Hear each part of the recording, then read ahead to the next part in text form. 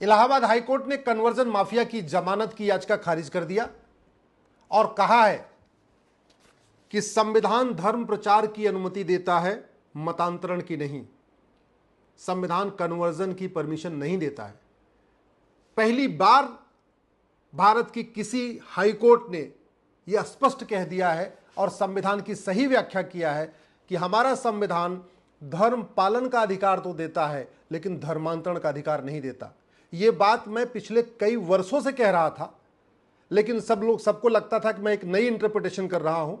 मैं माननीय जज साहब को धन्यवाद दूंगा, इलाहाबाद हाईकोर्ट को धन्यवाद दूंगा कि उन्होंने पहली बार देश में 75 साल के इतिहास में पहली बार आर्टिकल 25 की सही व्याख्या किया है और उन्होंने कहा है कि संविधान धर्म पालन का अधिकार देता है, धर्मांतरण का नहीं। लेकिन सवाल यह है कि क्या केवल याचिका बेल खारिज कर देने से धर्मांतरण रुक जाएगा? क्या वर्तमान कानून धर्मांतरण रोकने के लिए पर्याप्त है? क्या मेरा यह मानना है न तो 2-4 लोगों को जेल में डालने से धर्मांतरण रुक जाएगा और न तो आज का कानून धर्मांतरण रोकने के लिए पर्याप्त है। सबसे पहले धर्म और रिलीजन को डिफाइन करने की जरूरत है कि धर्म क्या होता है, रिलीजन क्या होता है। जो इक्वेलिटी को मानता है, जस्टिस को मानता है, लिबर्टी को मानता है, फ्रेटर्निटी को मानता है, यूनिटी को मानता है, नेशनल इंटीग्रेशन को मानता है, वसुधैव कुटुंबकम को मानता है, उसको धर्म कहते हैं। यानी हिंदू धर्म है, हिंदू पंथ नहीं, हिंदू रिलीजन नहीं है। दूसरी तरफ इस्लाम और क्रिश्चियनिटी वो वसुधैव कुटुंबकम को नहीं मानते, सर्वपंथ संभाव को नहीं मानते, सभी महिला सभी पुरुष को एक समान नहीं मानते। हिंदू सभी पंथ वालों को एक समान मानता है। हिंदू में कहीं नहीं लिखा है कि हिंदू बनोगे तभी स्वर्ग जाओगे, हिंदू नहीं बनोगे तो नरक में चले जाओगे। वहीं दूसरी तरफ इस्लाम में एक कॉन्सेप्ट है कि अगर आप मुस्लिम बन जाओगे तब आप जन्नत में जाओगे, नहीं तो जहन्नुम में जाओगे।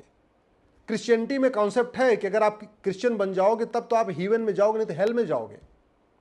तो इसलिए कहता हूं इस्लाम और क्रिश्चियनिटी रिलीजन है और हिंदू धर्म है।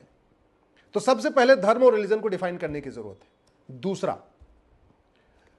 एक नागरिकता कानून बनाने की जरूरत है, सिटीजनशिप एक्ट बनाने की जरूरत है कि जो लोग संविधान के प्रियम्बल में दिए हुए शब्दों को नहीं मानते, जिनका बिलीफ ऐसा है कि सब लोग एक समान नहीं है, सबको एक समान न्याय नहीं मिल सकता, सब बराबरी के अधिकार, सब बराबर नहीं है, ऐसे रिलीजन को बैन करने की जरूरत है। ऐसे लोगों को भारत की नागरिकता खत्म करने की जरूरत है। एक यूनिफॉर्म सिटीजनशिप कोड चाहिए कि जो भारत को माने, भारत की संस्कृति को माने, भारत की परंपरा को माने, वसुधैव कुटुंबकम को माने, नारी तू नारायणी को माने, सर्वमंगल मांगल्य को माने, उसको ही भारत का नागरिक माना जाएगा, अन्यथा नागरिकता खत्म हो जाएगी। और संविधान का आर्टिकल 11 ये कहता है, ये पार्लियामेंट की ड्यूटी है वो कानून बनाए, नागरिक किसको नागरिकता मिलेगी, किसकी नागरिकता खत्म होगी। दुर्भाग्यवश हमने यूनिफॉर्म सिटीजनशिप कोड आज तक बनाया नहीं। अब मैं आता हूं धर्मांतरण रुकेगा कैसे। धर्मांतरण मुगल काल में भी हुआ, धर्मांतरण ब्रिटिश काल में भी हुआ, धर्मांतरण आज भी हो रहा है। मुगलों ने तलवार के दम पे धर्मांतरण कराया, अंग्रेजों ने साम दाम दंड भेद द्वारा धोखा देके, लालच देके धर्मांतरण कराया, और आज भी साम दाम दंड भेद द्वारा धर्मांतरण हो रहा है। धर्मांतरण हमारे देश की सुरक्षा के लिए सबसे बड़ा खतरा है, सबसे बड़ा सिक्योरिटी थ्रेट है।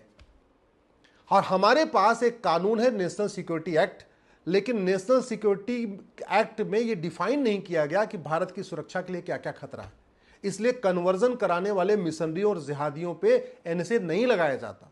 तो सबसे पहले नेशनल सिक्योरिटी एक्ट में नेशनल सिक्योरिटी के लिए क्या क्या खतरा वो डिफाइन करने की जरूरत है और कन्वर्जन को उसमें शामिल करने की जरूरत है, जिससे पूरे देश की पुलिस धर्मांतरण कराने वाले मिशनरी और जिहादियों पे एनएसए लगाना शुरू कर दे। एनएसए लगाने का मतलब 1 साल जमानत नहीं होगी। दूसरा, धर्मांतरण हमारी देश की एकता अखंडता के लिए बहुत बड़ा खतरा है। आप देख लीजिए, जहां जहां हिंदू कम हुआ है वहां एकता अखंडता की क्या सिचुएशन है। कश्मीर में हिंदू कम हुआ, अलगाववाद बढ़ गया। नागालैंड में हिंदू कम हुआ, अलगाववाद बढ़ गया। मेघालय में हिंदू कम हुआ, अलगाववाद बढ़ गया। मिजोरम में हिंदू कम हुआ, अलगाववाद बढ़ गया। आप देख लीजिए, जहां हिंदू मेजॉरिटी में है वहां राष्ट्रवाद है, वहां नेशन फर्स्ट है, वहां वंदे मातरम है, वहां भारत माता की जय है। जहां जहां हिंदू घटा है वहां देश की एकता अखंडता तार तार हो गई है। देश की एकता अखंडता को बचाने के लिए हमारे पास एक कानून है यूएपीए, लेकिन यूएपीए में कन्वर्जन को डिफाइन नहीं किया गया है, कन्वर्जन को शामिल नहीं किया गया कि देश की एकता अखंडता के लिए कन्वर्जन एक खतरा है। इसलिए धर्मांतरण तो पूरे देश में हो रहा है, हर जिले में हो रहा है, हर तहसील में हो रहा है, हर थाने में हो रहा है। इसके बावजूद पुलिस धर्मांतरण कराने वाले मिशनरियों और जिहादियों पे यूएपीए नहीं लगाती है। वो तभी होगा जब यूएपीए कानून में कन्वर्जन को शामिल किया जाएगा। धर्मांतरण एक वेजिंग वॉर है, इनडायरेक्ट वॉर है। मुगल भी यहां धर्मांतरण कराने आए थे, राजपाट करने नहीं आए थे। अंग्रेज भी यहां धर्मांतरण कराने आए थे, राजपाट करने नहीं आए थे। राजपाट तो उनको चाहिए था देश को लूटने के लिए, लेकिन उनका अल्टीमेट टारगेट था यहां पे पूरे देश सारे हिंदुओं को क्रिश्चियन बनाना। मुगल यहां लूटने तो आए थे, लेकिन अल्टीमेट उनका टारगेट लूट नहीं था, अल्टीमेट टारगेट था यहां पे सभी हिंदुओं को मुस्लिम बनाना। ऐसे में जब ये हमारे एक तरीके से ये इनडायरेक्ट वॉर है, जैसे मुगल वॉर कर रहे थे, डायरेक्ट वॉर कर रहे थे, अंग्रेज डायरेक्ट वॉर कर रहे थे, ये कन्वर्जन इनडायरेक्ट वॉर है। और इनडायरेक्ट वॉर से निपटने के लिए हमारे इंडियन पिनल कोड में भी प्रावधान था, नई वाली भारतीय न्याय संहिता में भी प्रावधान है, उसको कहते हैं वेजिंग वॉर। लेकिन वेजिंग वॉर में हमने कन्वर्जन को डिफाइन नहीं किया, इसलिए भारत की कोई भी राज्य की पुलिस कन्वर्जन माफियाओं पे, मिशनरियों पे, जिहादियों पे वेजिंग वॉर की धारा लगाती नहीं है। तो हमें ये जो वेजिंग वॉर का प्रोविजन है, इसको भी ठीक से इंटरप्रिटेशन की जरूरत है, इसमें भी कन्वर्जन को जोड़ने की जरूरत है। कन्वर्जन एक ऑर्गेनाइज क्राइम है। कोई पैसा देता है, कोई जगह देता है, कोई लिटरेचर देता है, कोई गाड़ी उपलब्ध कराता है, कुछ अलग कोई फंडिंग करता है। ऑर्गेनाइज क्राइम से निपटने के लिए हर राज्य के पास कानून है।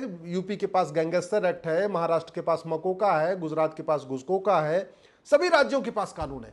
लेकिन कोई भी राज्य की पुलिस कन्वर्जन कराने वालों पे गैंगस्टर एक्ट या मकोका या घुसकोका नहीं लगा रही है। तो हमें इस कानून को भी रीडिफाइन करने की जरूरत है। कन्वर्जन सबसे बड़ा देशद्रोह है, क्योंकि जो लोग वसुधैव कुटुंबकम को मानते हैं, नारी तू नारायणी को मानते हैं, सर्वोपन संभाव को मानते हैं, सबका साथ सबका विकास मानते हैं, सबको एक बराबर मानते हैं, ऐसे लोगों को ऐसे रिलीजन में कन्वर्ट कर देना जो सबको बराबर मानते ही नहीं, ऐसे रिलीजन में कन्वर्ट कर देना जिसकी जो बेसिक बिलीफ है, जिसका बेसिक फेथ है, वो कॉन्स्टिट्यूशन के बिल्कुल खिलाफ है। क्योंकि हमारे प्रियम्बल में लिखा है equality, justice, liberty, fraternity, unity, national integration. इस्लाम इसको मानता ही नहीं है, क्रिश्चियनिटी इसको मानता ही नहीं है। इस्लाम में सबसे पहले इस्लाम है, यूनिटी नेशनल इंटीग्रेशन है ही नहीं है, जस्टिस है ही नहीं है, सब एक समान है, ऐसा कॉन्सेप्ट ही नहीं है। तो भारत के लोगों को, हिंदुओं को इस्लाम में और क्रिश्चियनिटी में कन्वर्ट करना सबसे बड़ा देशद्रोह है, क्योंकि इस्लाम और क्रिश्चियनिटी का जो बेसिक थीम है वो हमारे संविधान के प्रियम्बल के बिल्कुल खिलाफ है। दुर्भाग्यवश देशद्रोह की धारा भारतीय न्याय संहिता में भी है, लेकिन चूंकि देशद्रोह को डिफाइन नहीं किया, देशद्रोह में कन्वर्जन शामिल नहीं किया, इसलिए पूरे देश में 800 जिले हैं, एक भी जिले की पुलिस ने आज तक देशद्रोह की धारा नहीं लगाई। कन्वर्जन के लिए विदेशी फंडिंग होती है, लेकिन हमने न फंडिंग कराने वालों को जेल में डाला, न फंडिंग लेने वालों को जेल में डाला। तो धर्मांतरण तभी रुकेगा जब धर्मांतरण कराने वाले मिशनरियों और उनके मददगारों, केवल जो कन्वर्ट करते हैं उनको नहीं, जो उनकी मदद करते हैं डायरेक्ट इनडायरेक्ट, कोई उनको फर्जी डॉक्यूमेंट बना के उनकी मदद करता है, कोई उनको पैसा दे के मदद करता है, कोई लिटरेचर दे के मदद करता है, कोई उनको जमीन दे के मदद करता है, कोई विदेशों से फंडिंग करा के मदद करता है, कोई भारत के अंदर से फंडिंग करा के मदद करता है। तो जब तक कन्वर्जन माफियाओं, कन्वर्जन कराने वाले मिशनरियों, कन्वर्जन कराने वाले जिहादियों और उनके मददगारों के खिलाफ एनएसए नहीं लगेगा, यूएपीए नहीं लगेगा, वेजिंग वॉर की धारा नहीं लगेगी, देशद्रोह की धारा नहीं लगेगी, गैंगस्टर एक्ट नहीं लगेगा, 100% प्रॉपर्टी जब्त नहीं होगी, इनकी नागरिकता खत्म नहीं होगी, इनको आजीवन कारावास, फांसी नहीं दिया जाएगा, वो भी 1 साल के अंदर। ऐसा नहीं मुकदमा आज चल रहा 20 साल मुकदमा चलता रहे। आज कन्वर्जन कराया, आज ही कन्वर्जन कराने और उनके मददगारों को 1 साल के अंदर आपने सजा दे दिया, 1 साल के अंदर नागरिकता खत्म कर दिया, 1 साल के अंदर आजीवन कारावास, फांसी दे दिया। मैं गारंटी के साथ कहता हूं पूरे देश में कन्वर्जन बंद हो जाएगा। नहीं तो कन्वर्जन नहीं रुकेगा, और कन्वर्जन नहीं रुका तो याद रखिएगा भारत बर्बाद हो जाएगा। जैसे अफगानिस्तान गंधार बर्बाद हो गया, के पाकिस्तान बन गया, ईस्ट बंगाल बांग्लादेश बन गया, जैसे कश्मीर हमारे हाथ से निकल गया, नागालैंड निकल गया, मेघालय निकल गया, मणिपुर निकलने वाला है, मिजोरम निकल गया, ऐसे पूरा भारत हमारे हाथ से निकल जाएगा। इसलिए मैं निवेदन करता हूं, कठोर कानून की मांग करिए। मैं सभी सांसदों से कहता हूं, जीरो आवर में सवाल उठाइए, क्वेश्चन आवर में सवाल उठाइए, प्राइवेट मेंबर बिल पेश करिए, बिल चाहिए बिल मैं बना के दूंगा। और माननीय प्रधानमंत्री से निवेदन करता हूं, धर्मांतरण को गंभीरता के साथ लीजिए। हाई कोर्ट या सुप्रीम कोर्ट इससे ज्यादा नहीं कह सकता। हाई कोर्ट सुप्रीम कोर्ट की जितनी लिमिट थी उतना उन्होंने कह दिया है। अब ड्यूटी सरकार की है कि सरकार इसके खिलाफ कानून बनाए। समस्या राष्ट्रीय है, इसलिए कानून संसद में बनना चाहिए। राज्यों के द्वारा बनाए गए कानून से कुछ नहीं होगा।